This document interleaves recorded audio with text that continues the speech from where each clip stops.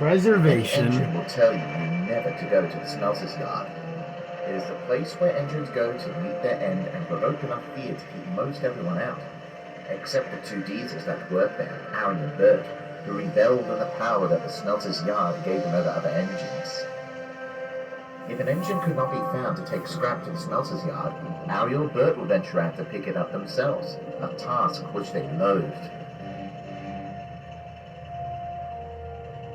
One day, Harry was called to pick up a load of scrap near the shed where the little engines lived. "No good layabouts," Harry mumbled under his breath as he slunk up the main line. "Can't make a little trip down the line, can they? Ha! I'll show them."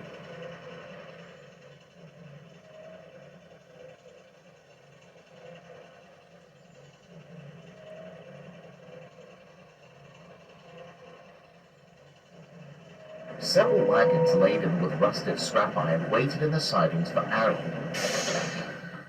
Peter, Sam, and Duke looked on as the diesel sauntered over. Harry, realizing he was being watched, snarled menacingly. "What are you two looking at? You're small enough to be toy trains." Peter, Sam, and Duke were most offended.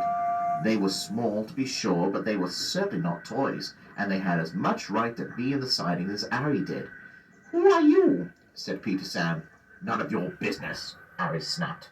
"Duke have had quite enough. Don't talk to Peter Sam like that way. You must be one of them diesels from the scrapyard. I'm glad our rails don't go there. I couldn't abide having to see you all the time. Take your trucks and leave us alone." Harry was about to retort, but then he realized who Duke was. "You're the lost engine, ain't ya?" "That's right." A devious smile cracked across Harry's face. He looked at Peter Sam. "It's a shame that we weren't able to find him first. Duke would have made excellent scrap metal, and if I heard correctly, he's not running too well now, so we might see him soon." Peter Sam gawped in disbelief. Harry laughed and rolled away with his trucks before either of the little engines could say anything.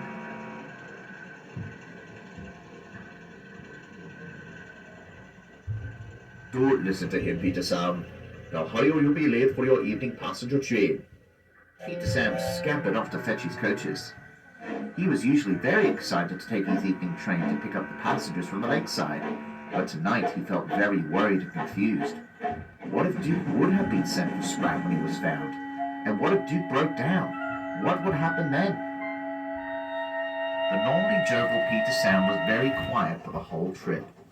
He was thoroughly preoccupied with his dear friend Duke.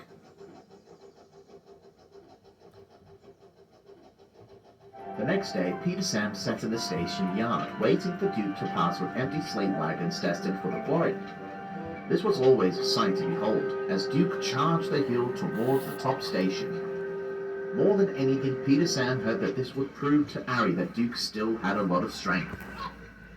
Peter Sam waited and waited, and finally he heard an engine coming around the bend. But it wasn't Duke. It was Reneus.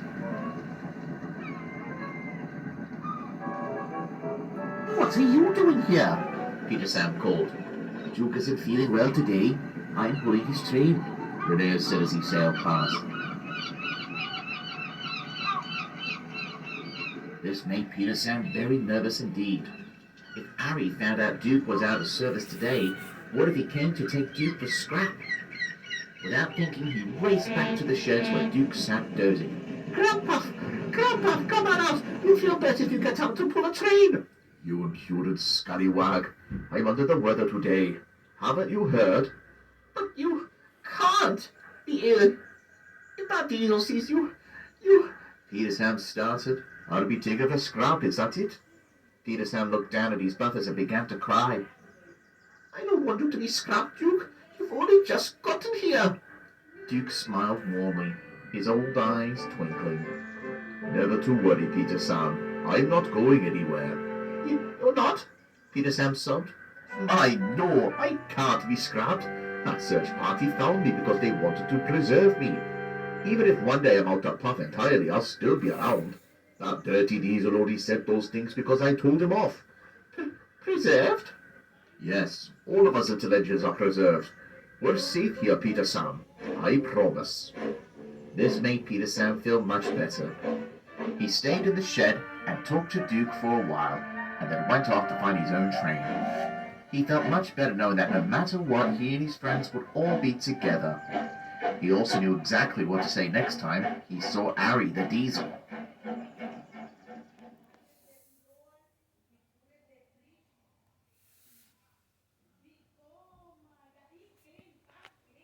Toot, toot, toot, toot, toot. Bum.